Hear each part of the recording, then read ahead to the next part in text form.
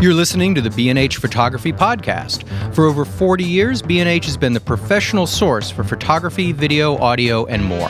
For your favorite gear, news, and reviews, visit us at bnh.com or download the B&H app to your iPhone or Android device. Now here's your host, Alan Weitz. Welcome to the B&H Photography Podcast. Today we're talking wedding photography with a dream team of photographers from all over. New York, California, Missouri, Texas, Hawaii, and rumor has it, New Jersey. So stay tuned. Before we begin the show, we got to give a special shout out here to a Dr. Timothy Floyd, a listener from Idaho, who sent us a great note along with a copy of his amazing book. Just briefly, Dr. Floyd, who is a spine specialist, writes, "Your recent episode with David Parks and Kendra Remick caused me to get off the couch and do something I have intended to do for a while." First of all, it's hard to imagine Dr. Floyd spending too much time on the couch, but what he did was send us a copy of Aid and Comfort to the Enemy, A Surgeon's View of the War in Iraq.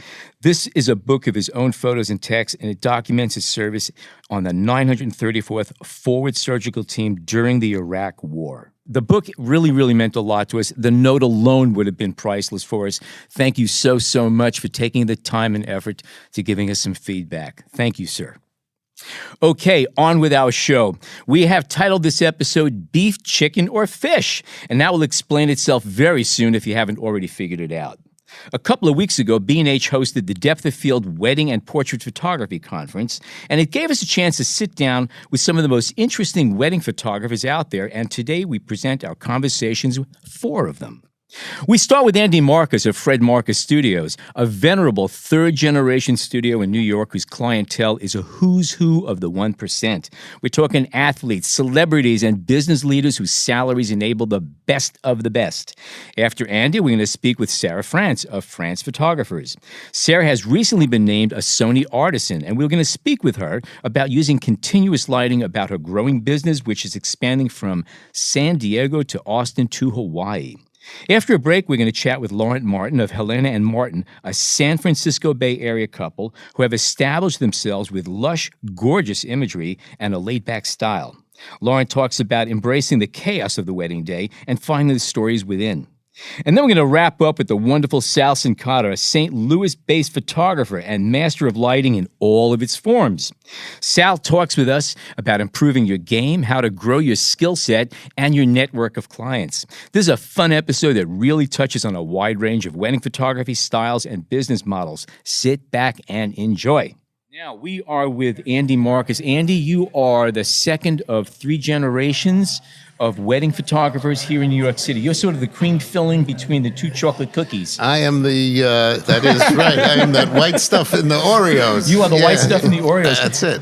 So your dad started here in the city way back when, and your son is now basically taking over a good chunk of the load. Is that correct? That's absolutely true. My dad started here in New York. It's a little bit of a story, but he started here in New York in 1941 after coming here from Europe and living in Cuba where the business kind of started for 2 years, taking pictures of families on the beaches, immigrants on the beaches of Europe, of Cuba, and selling the photographs to them, and then followed those same immigrants back to New York City where they moved, and they remembered him, they remembered his photos, and started using him for events and that they had, personal events and portraits. And little by little, and it was slow in the beginning, but little by little built up a wonderful reputation with a lot of very, successful people, and this kind of brought us to where we are today, So it's been you growing. catered to the 1%, I believe, or would it's that probably be fair? Probably less than 1%. Less than 1%. You have what could really be called the cream of the crop. I would say that the clientele that you deal with is sort of like a dream wish list that of a lot of other photographers in this industry. Is it different in a sense? I mean, how do you market to this segment of the market as opposed to us common folk? Well, I think it really becomes, I listened to, I learned from my dad, and I learned a lot of his philosophy on shooting weddings. And, he always said, it's better to do one wedding for $50,000 than 10 weddings for $5,000 each. And that holds a lot of weight. So marketing and dealing with the 1%, the people who spend a lot of money on weddings, and to whom photography is very important to record the day, has been kind of my go-to client, and our business is really built on recommendations. So it's reputation. Well, the reputation begets the right point taken. Yeah. So you do a good job. You make your client happy. You give them the extra customer service. They remember that, they tell their friends, and they come to us. Again, this did not happen overnight, and it was a slow and steady process, but we were always known for delivering an amazing product from the film days to now. And I started in the business when I was really 13 years old as a lighting assistant, and did that for 3 or 4 years before my father even let me hold a camera. And and now today it's become very second nature to me to do these weddings. How big is your team? How many photographers do you have? We have photographers. We have a total of 7. We have assistants. We have videographers. We do our own video, and then I have my staff in my office, which is 13, which are composed of some of the photographers as well, but production staff and such. We do everything in-house other than buying the book. And, I think that's another big thing with us, that people like the fact that they need a photograph retouched. I can just call my retoucher and she'll come up and take care of it, as opposed to having to, send this stuff out, which a lot of photographers... Is that part of... what might appeal to, and I'm using this word only because of the 1%, where they just know they can make a phone call and they'll get everything done. Correct. They don't have to call 5 different people or outsource it to somebody else. And I'll even go one step further. I mean, I have some clients that are, billionaire clients, and actually I once went through the Forbes 400 billionaires, and I think we had 38 of them were clients of ours, which is like an amazing thing. I mean, you look at it, these are like That's pretty heady. Billionaires. Forget about all the millionaires, billionaires. But I have one that comes to mind.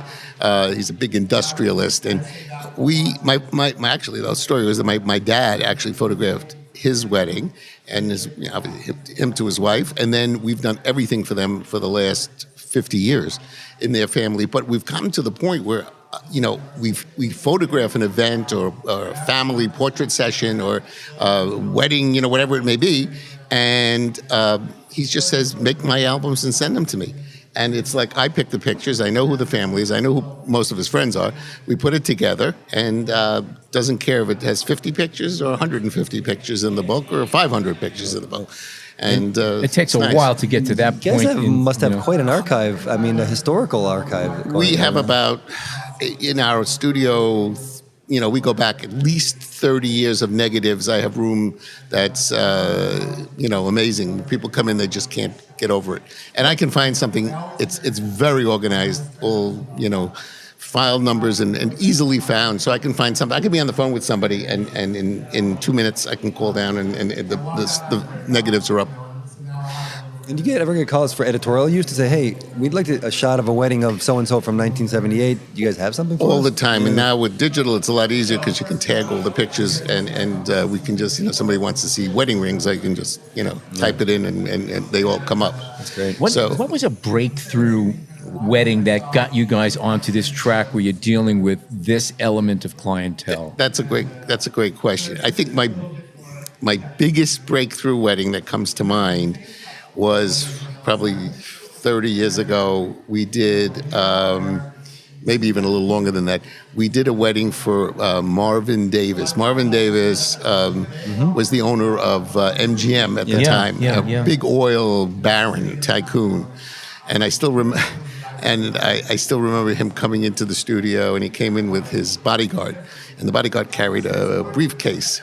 And in the middle of, we were talking, and somehow I was alone with the bodyguard in our office, in our studio, having a meeting, and he stepped out for a minute to take a call, and I said, "What do you have in the briefcase that you carry?" He opens it up. He has a machine gun in there.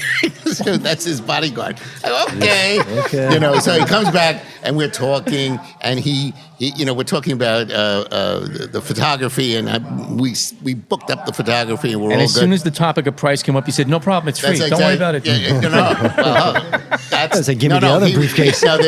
So exactly. So he goes. We were talking about the photography that got done, and then we were talking about video, and he says, "No, you know what? I don't need a videographer. My best friend is the chairman of the board of ABC, and and I said to him, I looked him in the eye, and I said, Mr. Davis, I said, do you really want guys with blue WABC jackets walking around in the Pierre Hotel? And he looked at me, he goes, you're 100% right, 100% right. And we did the video, and he loved the video. We started off with the MGM title, and at the end, which was the best part, at the end of the video, we had scrolling, where you have the credits? We gave a scrolling guest list of everybody who was at the wedding. That's pretty cool. Brilliant. And he loved this. He thought this was, absolutely terrific. So he was a client, and then his kids became clients for, probably 20 years. Then the parents got divorced, and we wound up, Did you guys provide film service, motion film, like real before pre-video? Oh, sure. Yeah. We did 8mm, 16mm in the day. Yeah. Absolutely. Okay.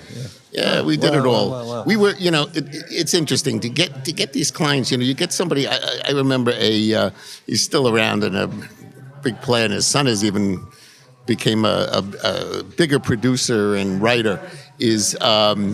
Called me up and he said, do you do video? This is when we were shooting movies. I said, no, we do like really movies, but we do video. I didn't even know what to do. Sure. So I get off with him and I get on the phone and I say, we actually photographed his son's bar mitzvah with a surveillance camera in black and white. I mean, this was before color. I mean, we're talking, this was the first video. And I gave it, and he was like, oh, this is fantastic, and it was great. And you could do it with no lights. It was amazing. But, sometimes you have to take the leap of faith that this will get done.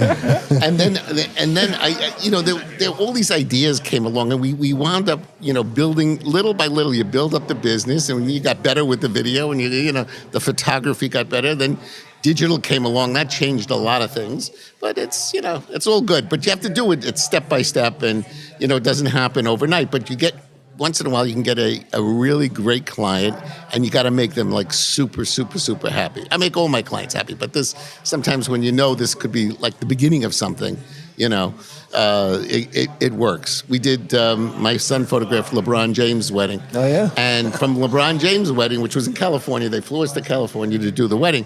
But from that, he's called us several times already. Once to fly, when he was with Miami, we flew down to Miami to photograph his family. And then he went to Cleveland. They flew us to Cleveland to photograph his family again. And when he has birthday parties, they call Brian up and they say, hey, come out. And that's the kind of relationship you want, So we did Randall Cobb's wedding recently. We've done some cool stuff. So sports people in the music business. It's fun. Is there anything that you do that you're aware of that would be different from how you'd be dealing with common folk? Is there anything quirkiness about it? I mean, obviously, when you get to these bigger budgets and there's a different mindset, a different attitude, or is there? Am I wrong about this? Or are people? No, people are people, and you know what? That's also a really good question. And I always treat people as people. I don't treat, we've done work for Donald Trump. I did one of his weddings. We did his daughter Ivanka's wedding. And I've worked for him, and my dad worked for his father for, oh my God, probably 35 years, maybe longer. So, and I've always treated him just like I would treat anybody else. And I think they appreciate that. And first name basis, I've always tried to give people to make it comfortable. And I think a lot of the wealthier people always feel that they're mishandled maybe by other people. They're either, this guy has money. I treat It's easy to be taken advantage of when you're in that point. And I have always treated everybody exactly the same. And I tell clients, can you give me a better? I said, you know what? I treat you just like I would treat somebody that comes from the if somebody calls me from the Bronx as somebody calls me from the highest apartment in Manhattan, it doesn't matter. They're paying the same price. So if they want us, this is the price that they pay. I don't charge any more, any less. Is there any haggling? Do you think there's more haggling when you get into the stratospheric weddings? No, I think that people. I think there are a lot of celebrities that tend to want things for free. That goes on a lot. I've lost several weddings because I've gotten the call, we want you to do the wedding, and I go sure, and I get all the details. I spend the time, and then I say I'll send you a proposal, and it's like, what do you mean? You have to do this for free. You know who I am? I go, yeah, but I said I don't. No, it's not. No, I don't do that. But I don't do that. But what I do is, I don't do it for free. I don't work for free. I work to make a living. We work hard. We give people 110%. But it is what it is. So you pay for it or you don't. And our work is, again, the consistency of it is really the key to making people happy. I know I once had somebody throw a line at me, and I knew I did not really want to work with them to begin with, and they ultimately did not want to have to pay for it. And they said, we'll give you credit lines. And I said, I'll be very honest with you. I try cooking those little suckers up all different ways. My kids hate the taste of them. Exactly. And the landlord doesn't accept those as payment. Yeah. We want. It's important that your pricing is consistent, and because you don't want anybody to find out that you a dollar less or a dollar more. It's not worth it. It isn't worth it. So we are very good like that. Whether I, make somebody a couple 8x10s complimentary, something like that, that's one thing. But as opposed to, doing a wedding complimentary, I can count on a lot of hands. Do you get people that ask for specific types of photography, or even, let's say, nowadays film photography, now that we're in the digital era, or they say, listen, we want this to be a more of a documentary style, or they just kind of are not? And if they do, do you honor those requests? Most people. Okay, so now you're getting into my feeling about a lot of photographers is that the word photojournalism is totally misused in wedding photography or social photography. To me, a photojournalist is some guy who's going out to war and capturing, shots while they're being shot at. We, as photographers,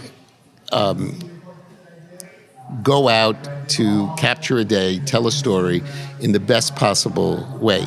A person who says he's a photojournalist and doesn't like to do family photographs, which we are big on, is the reason that they call themselves photojournalists, because A, they don't know how to do it properly as far as posing and lighting, and that's the excuse. Well, no, I don't do family pictures. I'm a photojournalist.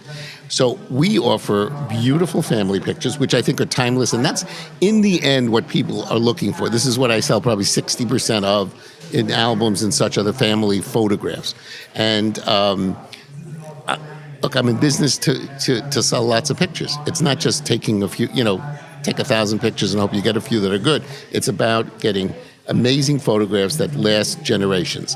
And, this is a big thing about us. And I think we differ. Not a lot of studios do that anymore. And so, we do photojournal, if you want to call it photo, we do candid photographs during the wedding.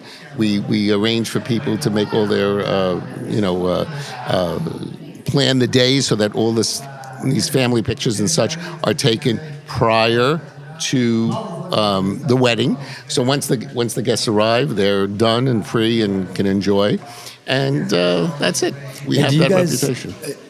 Do you work with specific coordinators and event planners, or do you have your own? Because obviously if you're going to get a group of people from any social economic level, but specifically this, together before the wedding for organized photos and things like that, is it something that you guys coordinate yourselves, or do you work with the people that are planning the I wedding? mean, we work with party planners, but I coordinate my end of the business. And I think most of these planners know that we know what we're doing. And I am big on getting as much information. I am big on shot lists. I like shot lists from guests.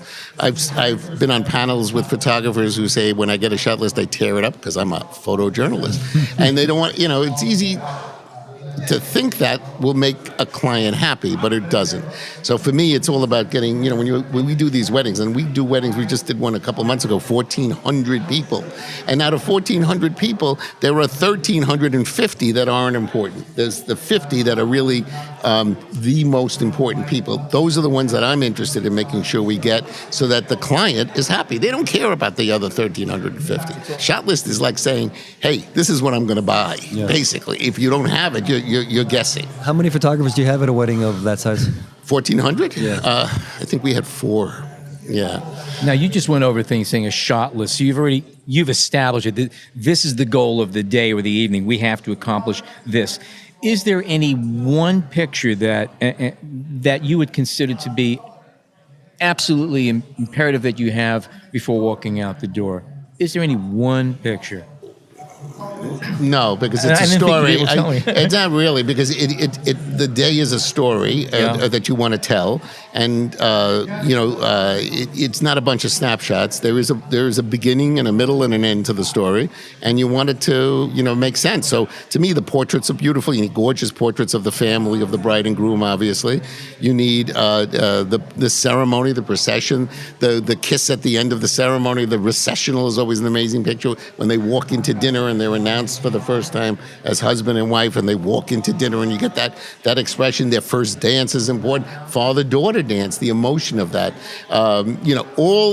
All these things are important photographs that you want to capture. I have a big thing when people make toasts to capture the reactions to the toast. All right, so if you want to sell a lot of pictures, take a great picture of the person, the best man, let's say, making the toast, but then get all the reactions of all the people around.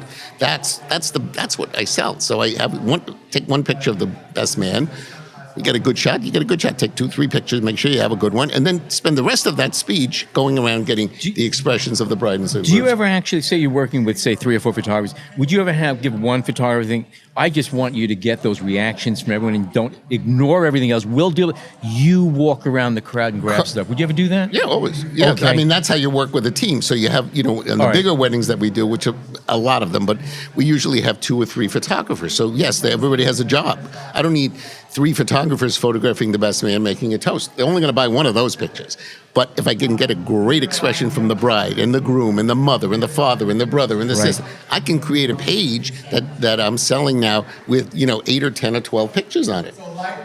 That for me that's how I make a living. Do you buy gear for your shooters, or do they bring their own? No, they bring their own with the brands and. Yeah, no, they bring their own stuff. I shoot with Canon and Sigma lenses. I switched over to Sigma. We all use Lexar media because the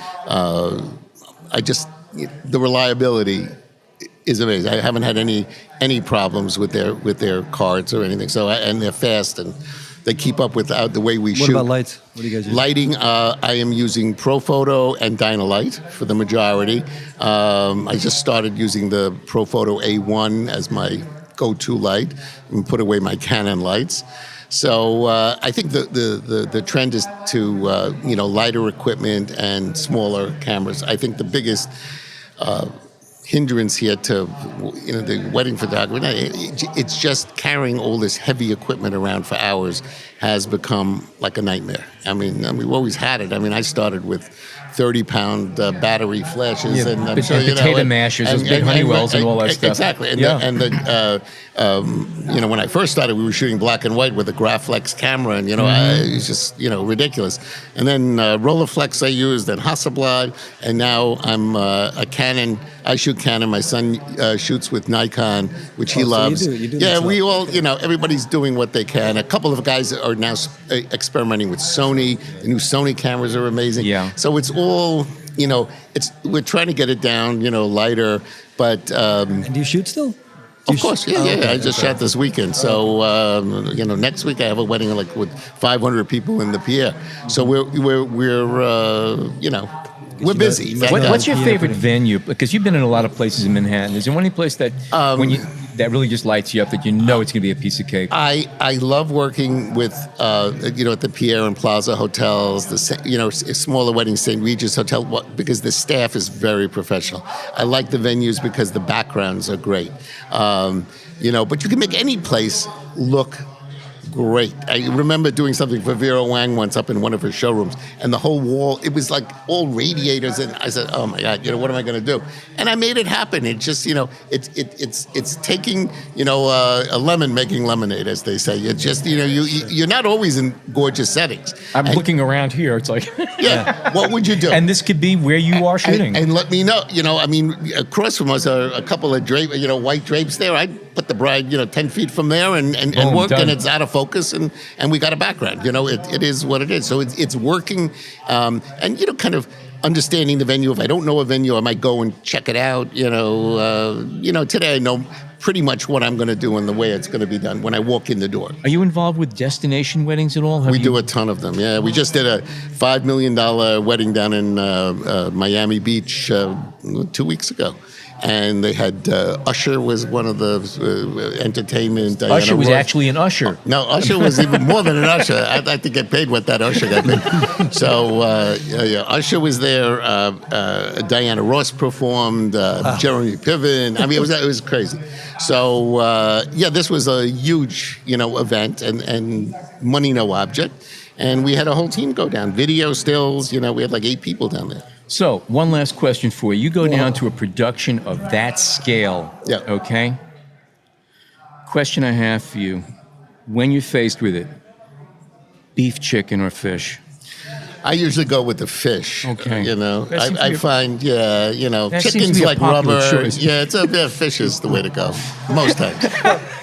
We need to talk about this all day. This is Yeah. great. Yeah. Andy Marcus, thank you so much for joining us Always today. a pleasure. Pleasure, sir. My pleasure. Thank you. Thank you so much. Okay. Okay, we're back at Depth of Field, and we are with Sara France. We have the newest of the Sony artisans. Congrats. Thank okay. you. Anyway, you're here today to talk about video lights for creative stills. Yeah, And continuous light seems to be a big topic around here right now. as it should be. I feel like continuous lights are such an amazing tool that people just don't utilize as much. And with the cameras these days, I mean, with the new Sony cameras and the way that they pick up light, it's just so natural and so beautiful. And it is just the ideal way to shoot. Are you shooting flash at all for the weddings? Are you still using them, or are you... I mean, blending? the last wedding we shot, we did not need flash at all for the whole wedding and Now, reception. what would require flash? You said you didn't need it. I What didn't would push need over it. the edge? I think if we didn't have the right video light equipment, didn't have the right team, we were working with videographers as well. Okay. So sometimes they can have lights that don't work well with ours, aren't the right color temperature. So we're having to use something different. But they had great lights. It's really making us second guess getting into the video side of the business just to control the light at the wedding as a whole. But it is really nice with most videographers using nice, consistent lights that we can work together as a team. Videographers love working with us. We love referring the videographers that know what good light is and have great, consistent lights as well. And they love to work with us. And depending on the situation of the environment as well. I mean, every reception area is different. Every reception area has, like some reception areas have really nice ambient light and it mixes really well with video light. Some is better with flash. So we have both options. We prefer to use consistent lights, but if that's not an option or it doesn't work well for the space, we have flash as well. We like warm filters on our flash to kind of give that same warmth and look to it as that, but it does have a little bit different strengths and weaknesses. I mean, consistent light has a really just beautiful look to it, and it just looks like the light is there. You just had amazing light. But I will say with flash, it is really nice to have the capability to just add light in and pull it out. Like being able to freeze frame something is really, really nice. You can't do that with consistent light. Right. You do have to have a higher shutter. But with the high ISOs that are capable for Sony with the great, incredible images that we're getting, those high shutters aren't really a problem. Did you say What you are were a your- Sony artisan? I mean, to be really honest, the cameras that I was shooting before, I absolutely couldn't get away with what I'm doing now. So it is a totally new thing that I And what are wasn't you able shooting? to do. The A7 series? I have the A7R3. I have an A7 III coming in as well to complement, and I'm going to be using both for weddings. The A7 III is a really great file size for shooting a ton of images, and the A7R3 has a really beautiful large file. So having both cameras is going to be really nice. Have you decided how you will utilize that? In the sense that obviously you want the bigger file size for certain shots. Right. So far I'm thinking really for the bride and groom portraits, I may be using the A7R3. But for the majority of the rest of the wedding, anything that I don't feel like I'm going to blow up really large, I'll most likely use the A7 III. And to be honest, you could use an A7 III all the way through the wedding and you wouldn't have a problem. The only time I want really large files is sometimes when Sony asked me to blow it up to like a gigantic size. Not something my bride and groom would do, but it sometimes is nice to have the flexibility for them. So, and I also shoot some commercial work, and having the A7R III and that larger file size for my commercial clients is really, really key. So the combo of those two is really nice for me. So what do your video teams, or the teams that you work with, shoot? The video teams we work with Normally. shoot the S. Do they? Yeah. They shoot Sony cameras. I mean, once we shot with a videographer team that shot Sony as well, like having all of us on the same platform was just a dream. Yeah. And can I get back to this idea of lighting with the video team? Yeah. In the sense that you guys are shadowing each other just enough that their light can provide the light you need. You don't put anything on camera. You don't have even an LED, a small LED on camera or anything? So typically they will have a couple lights set up for around like the dance floor and things like that. Those are great like fillers in some areas. A lot of times they end up being our backlight. And then we use a light either on camera, off camera, just depending on what filler we feel like we need.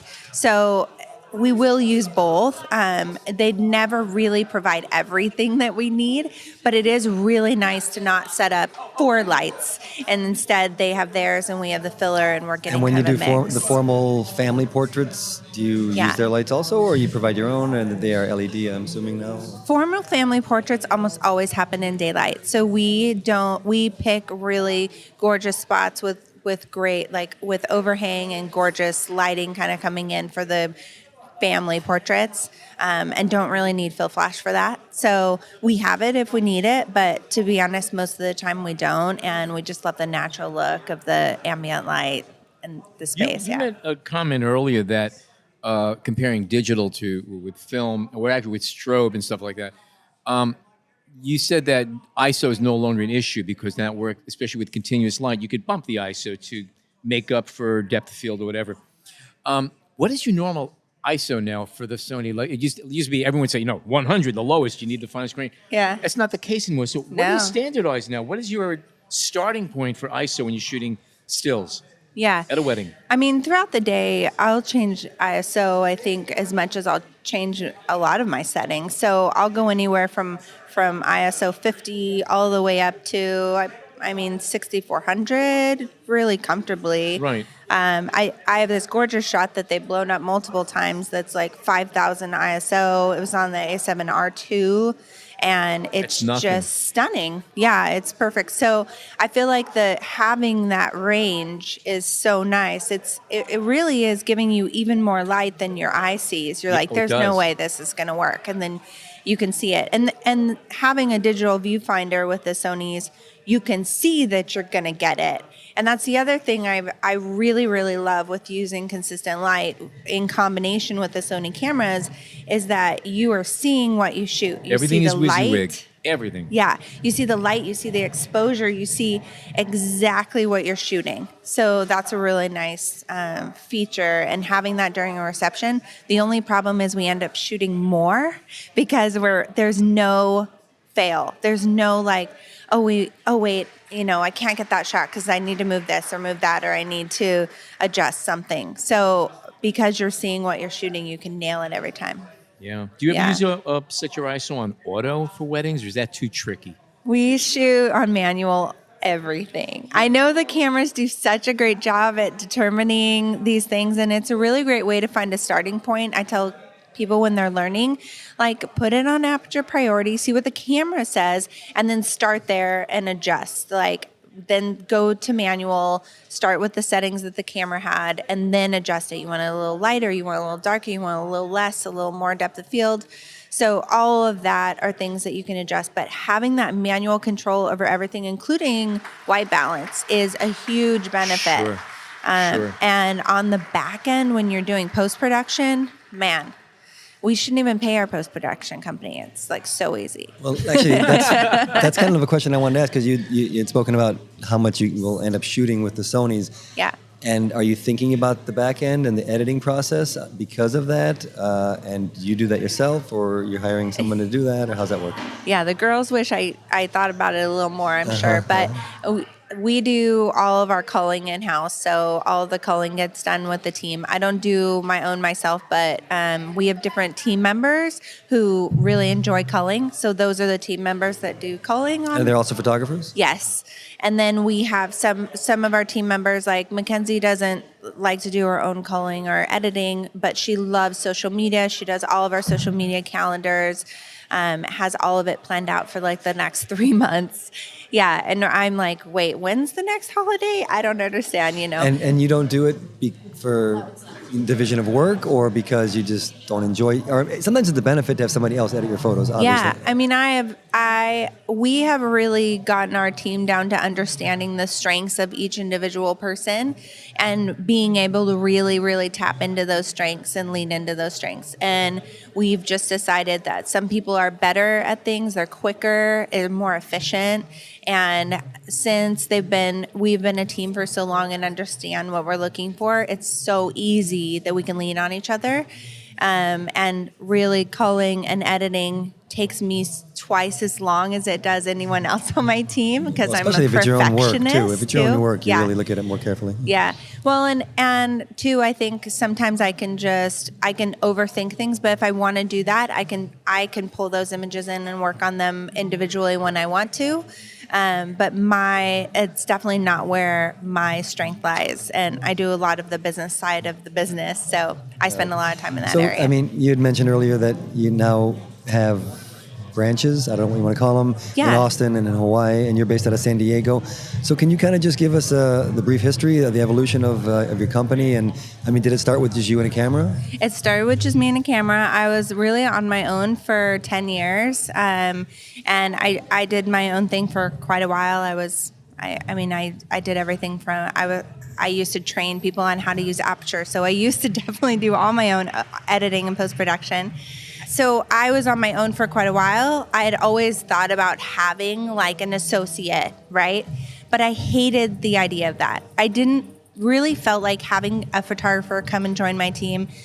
I would never be able to keep them if they didn't feel valued and if other people didn't see them as valuable. And so I wanted to create a team and to have other photographers that I could show their artistry that were amazing, and I could charge as much as I charge for myself. I brought in Jessica. She was our first photographer. She was my studio manager. It was a great evolution. She really helped me kind of navigate through how we were going to do this. And then she suggested bringing on Rachel, who was our next San Diego photographer. And we were a team of 3 for 2 or 3 years. Then a photographer in Austin who had interned for me for several years was starting her business and said, like, how do I do this? Like, what am I doing? She had just graduated college and got her degree in photojournalism. She was amazing.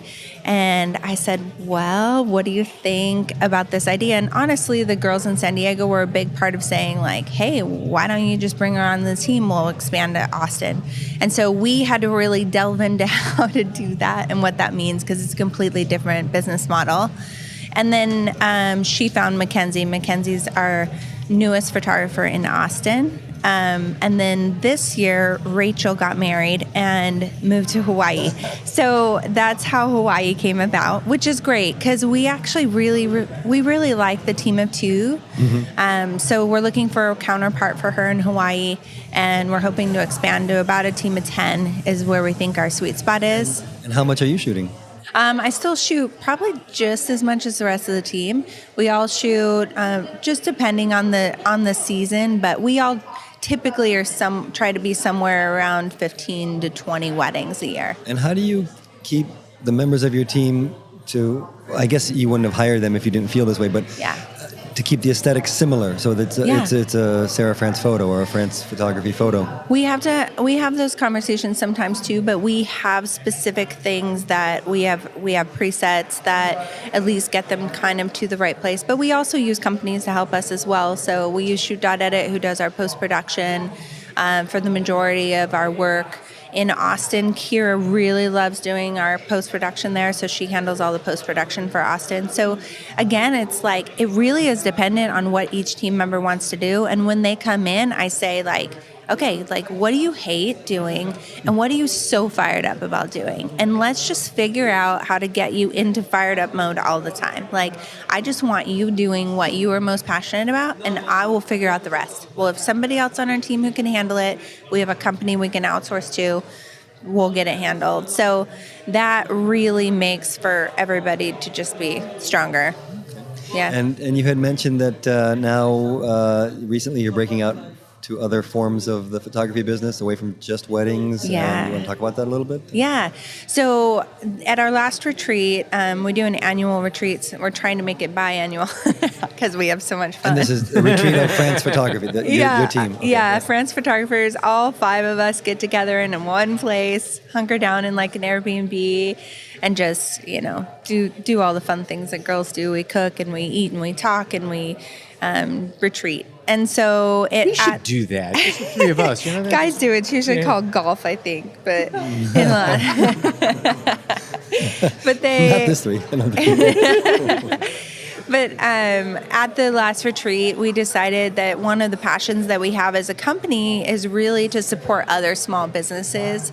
And the small businesses in our community have such amazing stories that we want to be able to tell them and help those businesses do things that maybe they're not so gifted at. If there's somebody out there who's like, we're recently working with a candle maker, and I was like, oh, she's a candle maker, great. But she's so much more than a candle maker. Like this, she's just a firecracker entrepreneur. She's got a million little things going, and she doesn't know how to do social media. She can't take great pictures. So we are offering this service where basically we come in with a subscription service and allow for every month we come back and take refreshing photos that she can use for her social media and for her content for the next month. And it's been really well received in San Diego. And for us, it's a really great combination with our wedding photography side of our business because that's on weekends. We do this on weekdays. And then we just have a constant flow of photography going on. That's good. Yeah. Yeah. Okay, we have a wrap-up question that we've been Oh, waiting to yeah. ask all wedding Okay. photographers. This is important now, okay? Same. All right. Chicken, beef, or fish? What is it? Oh, wow. I'm going to go with fish. Okay. All right. All right. Yeah. I'm from San Diego. We have amazing fish. Yes, you do. And sushi is fish. So, Don't say that. I just dropped my lunch on the floor. It was all sushi. 2 bites and it was just all over the floor. It's like, oh no. yeah, I'm sorry. I have to excuse myself. Let me I'm ask, gonna cry. is there one, I mean, now, in every wedding portfolio, you see, the shoes hanging up. Right. And you see, there's an evolution of what is Right. the must-have shot. What's the must-have shot? For us, it's blue light. Basically, there's a time right after sunset and right before it's completely dark. And with using the consistent lights that are tungsten balanced, and then the blue becomes like electric blue. Yeah. And I'm going to show a ton of images about it here at Depth of Field when I speak tomorrow at 4, and just talk specifically about that technique. But that's something all of our clients want to work into their timeline. We do something different, unique, creative at kind of every wedding that we do if they have time to do it. And even if they don't do it, we still utilize blue light for shooting the venue. It's a great time to shoot the venue. Venue always has tungsten lights available and is lit beautifully. So you can shoot really multiple things at that time. But if blue light is happening during dinner, I'm sorry. We're like, we get blue light first and then we eat. Yeah, you know? And we don't care if the stomachs are grumbling. It's great. Yeah. And we've had some really great moments too where it's just like blue light during first dance, outdoor wedding. I'm like, market lights, oh my gosh, yes. So you get those magical moments, but we create them if they're not there for sure. Yeah, must have. All right. Sarah France, thank you so much for joining us today. Thank you. And good luck with your new ventures. SarahFrance.com, FrancePhotography.com. FrancePhotographers.com. Okay. Yep, France like the country. Okay, we're going to take a break, and we come back. We're going to be speaking with Laurent Martin of Helena and Laurent Photography. Stay tuned.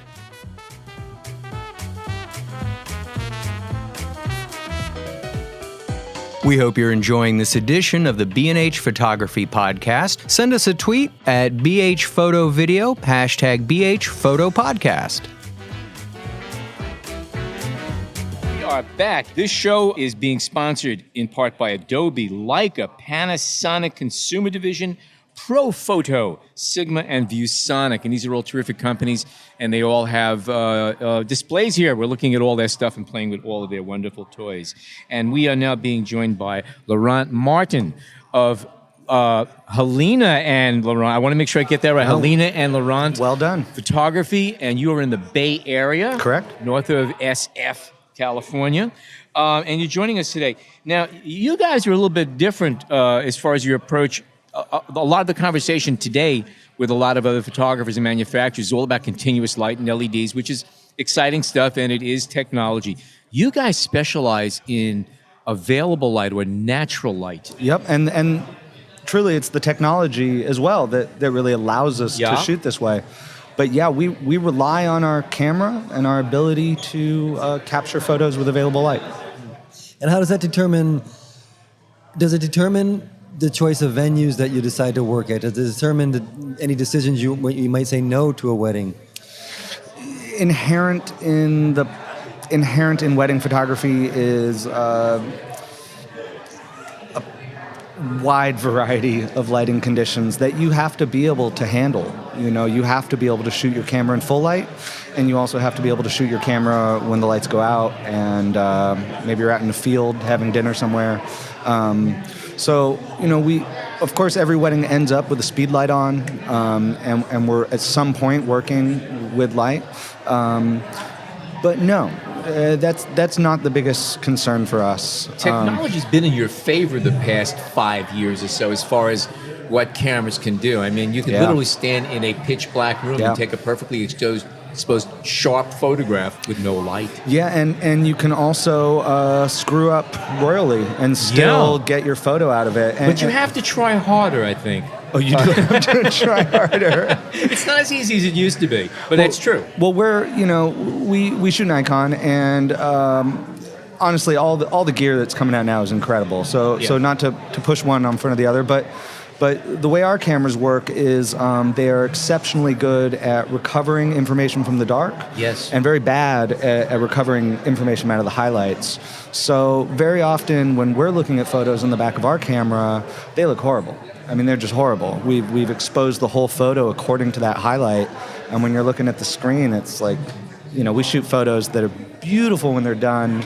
It really just looked like a black screen with a little white area or something in the corner. And you and your wife, you always work together as a team, or not necessarily? You have we do. Other shooters? We've started. We're a pretty creative brand, and it's hard to bring in people that can substitute the talent and reliability of my wife. You know, that being said, we're the definition of a mom and pop business. And how do you divide the labor? I mean, you mentioned someone with a long lens and someone with a wide angle. Do you divide it that way, or is it like you handle the bride, you handle the groom? 85 millimeters is the divider, right? Everything above 85 millimeters. You know, for the most part, when you're working with your partner, you want to let them do their thing. You know, you don't want to tell your wife what to do. I think we all know that doesn't work out. We had that conversation last night. Yeah. So for the most part, we're both there as individual photographers. We're prime shooters. We almost always have 3 lenses on us. You know, typical setup would be one of us is out there with a 28 and a 50 and an 85. Maybe the other one has a 35 50 and 85, and there's a 135 in the bag somewhere. And we're really just doing our best job alone to make the best possible photo we have. And then afterwards, when we're looking at these thousands of photos we took over the day, we can compete and do that kind of Do you fun edit together? stuff.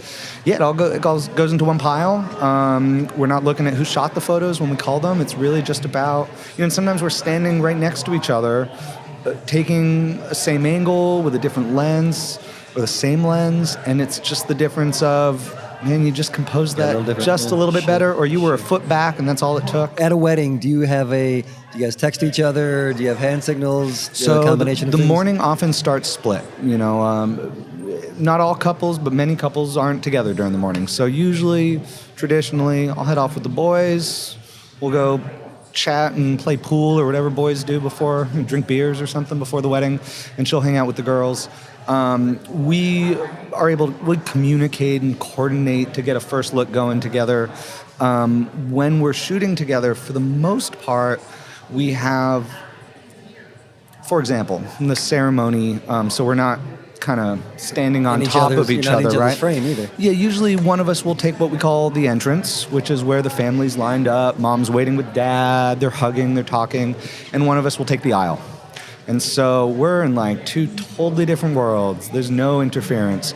And then once, say I'm from the entrance, come in towards the ceremony site, as soon as that person hits the aisle, I run back around, and now I'm taking photos of the groom while she's looking up the aisle for the bride walking down. So there's certain patterns that, of course, when you work with someone, you get a rhythm, natural rhythm going. You just get it. Yeah. You don't even have to talk about it. Yep. There's other ways that we have little hand signals. Yeah.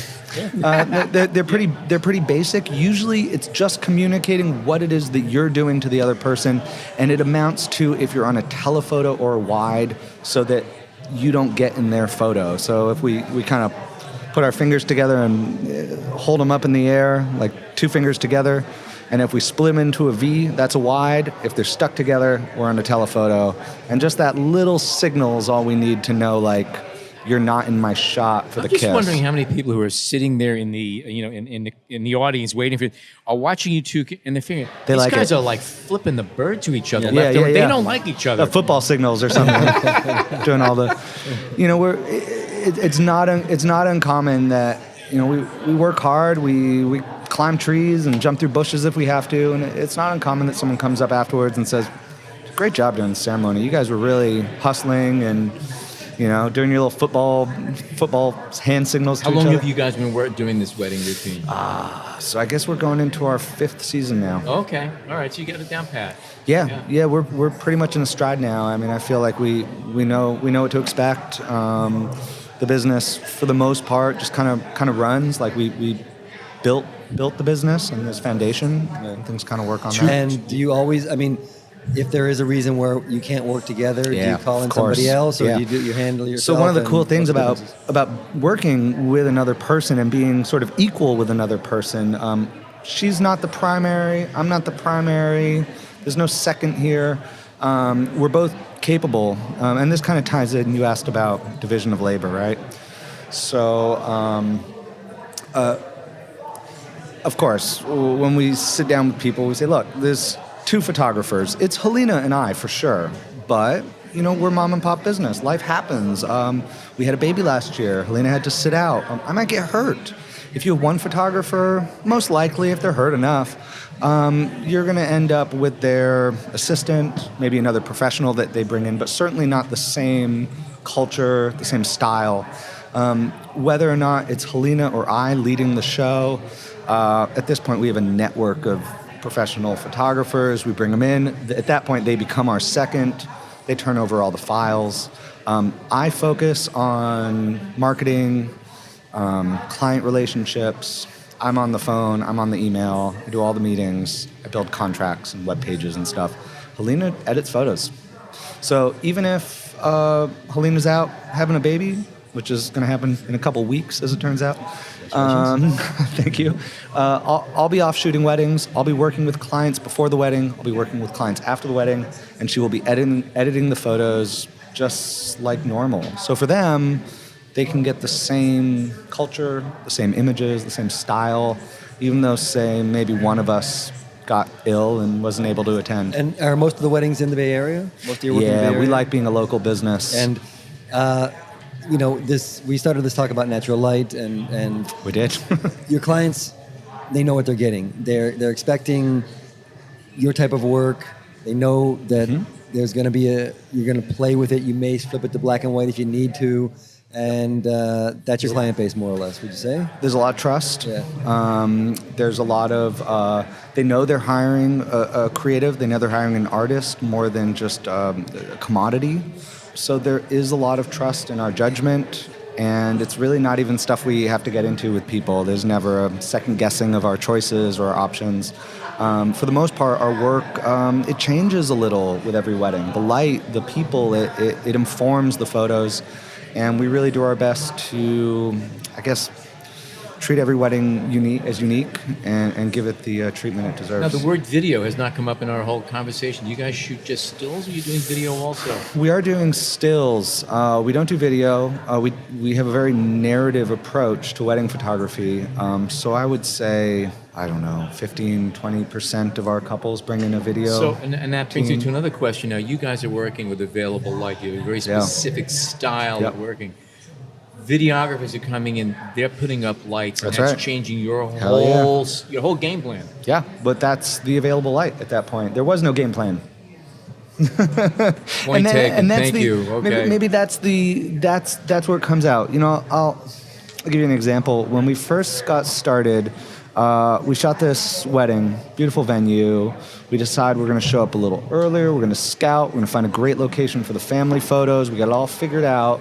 Come back a couple hours later, and the caterer set up their tent right in our spot. And we spent all this time, we had brought the family back there, all this time that we could have been actually just looking in the moment for the best location. But we had all these things in our mind that we decided were the right thing to do. We don't really do that anymore. Like we just, I guess, trust our ability to find a spot in the moment.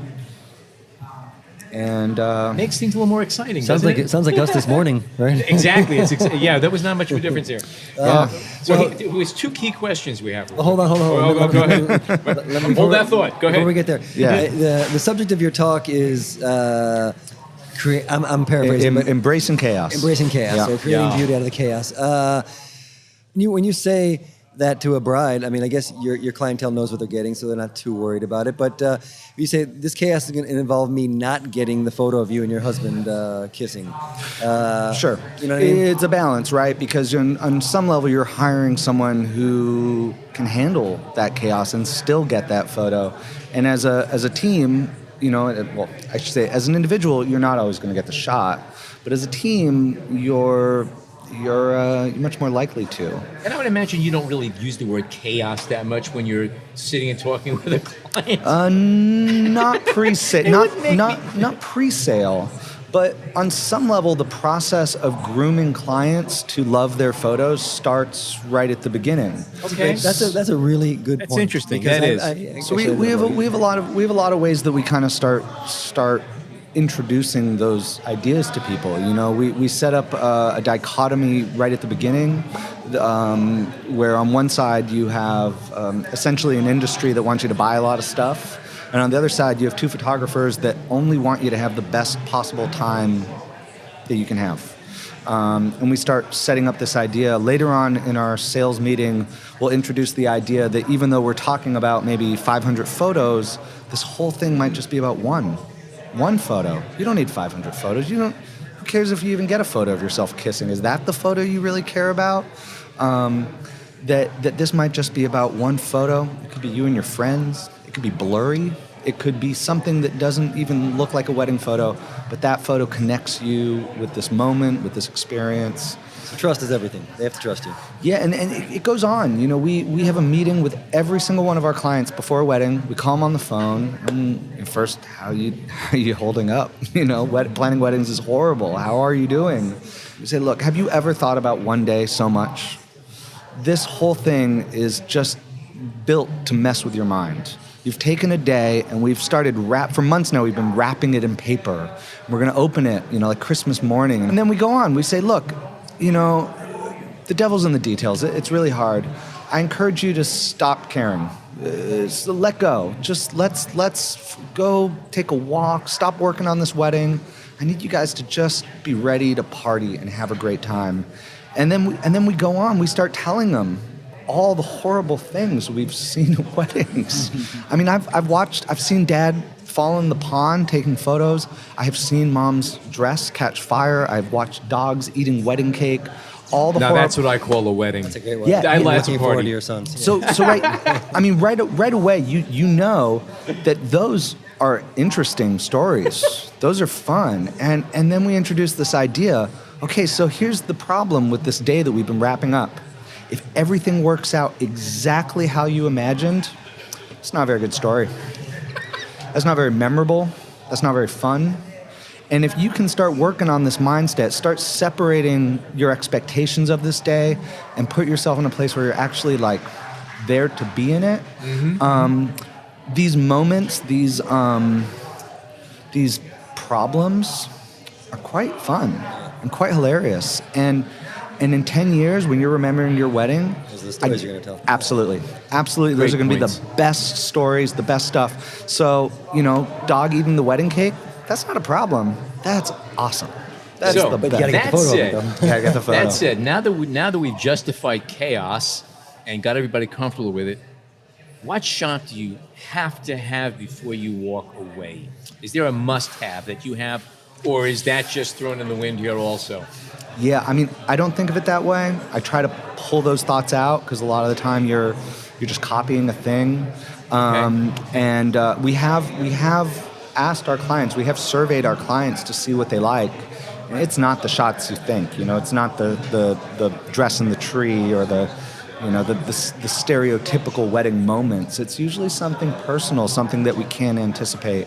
I would say that approaching this as a storyteller, we do build these things a little like a movie, like establishing shots. Like it's very important to me that when they get their photos, there's a picture of the building they were in, not just the, and beyond the big things, I also really like looking for the little things.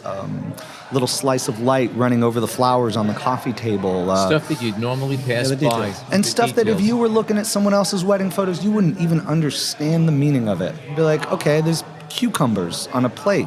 Well, Mom made those. That's what that's about. Your mom made you cucumber salad on your wedding day. Beautiful. Yeah. And those can have a lot of meaning to people for their own photos, but from the outside, just be like boring, meaningless photos.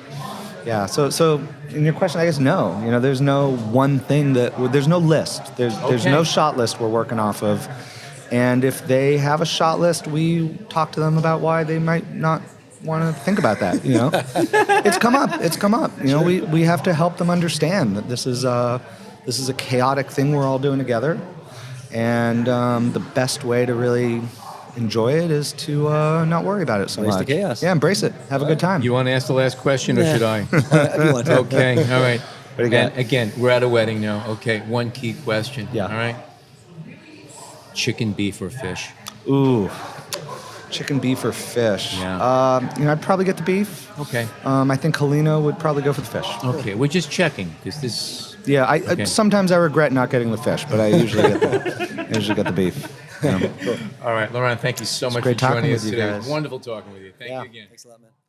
We are here with Sal Cincotta, a well-known wedding photographer who has spoken here before. I've actually interviewed Sal in the past for other projects.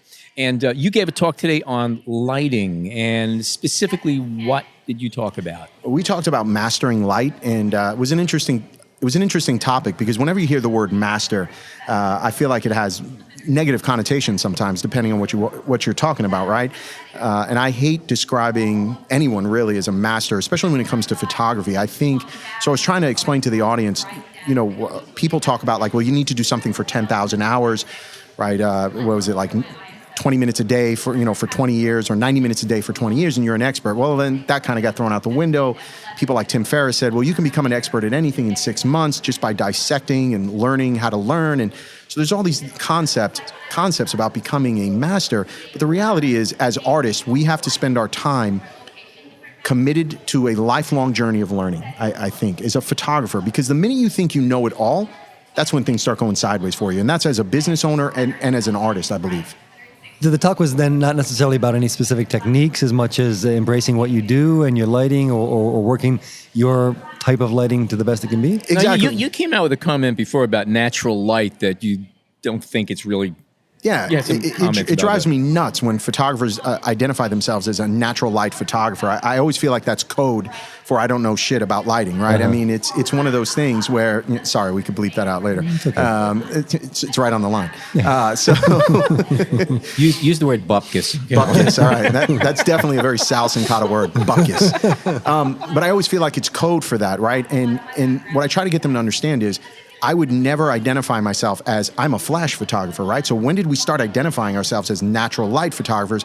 And it's really like a chef trying to identify themselves as a salt and pepper chef, right? It's just light is one of the ingredients in making an Steamed image. vegetable chef. Right? Yeah, I'm a vegetable chef. So it doesn't make any sense. And so I think photographers have to understand that light is yet another tool in our toolkit.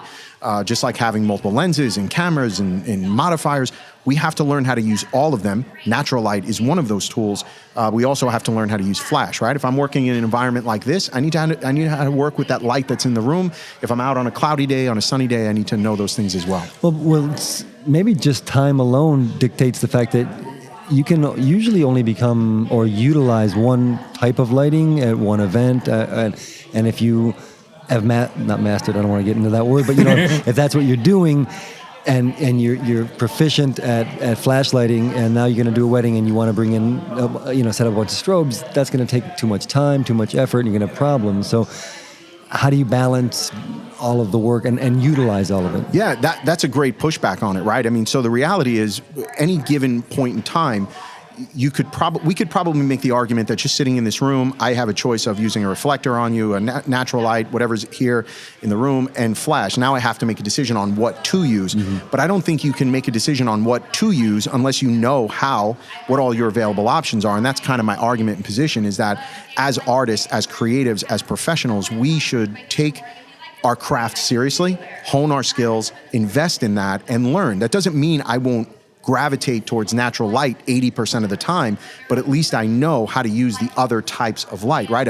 A French chef is going to gravitate probably towards butter more than they are, right? Than an Italian chef is going to gravitate more towards olive oil, right? I mean, but they probably still have to know how to work with all the other ingredients. And that's really my push, right? I think as professional photographers, we have the best job in the world. We get paid money to work with amazing people and create. I mean, what could be better than that? And so when you're being paid to create, I think we have to master that craft and become experts at what we do. But that word gets thrown around a little bit too easily today.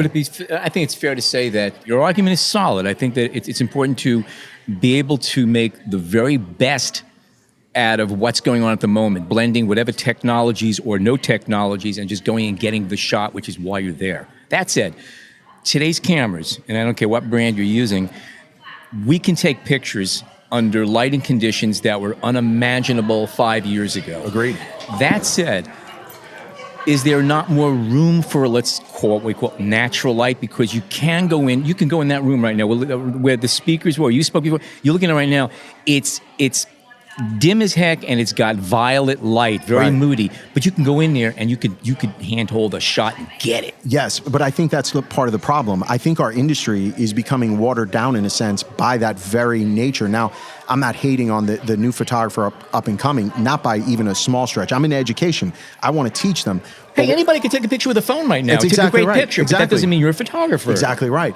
What I'm trying to do instead is encourage them to, look, if you're going to get involved in this journey of being a photographer, embrace it and understand that this journey, I took my first image at a wedding at 17 years old, right?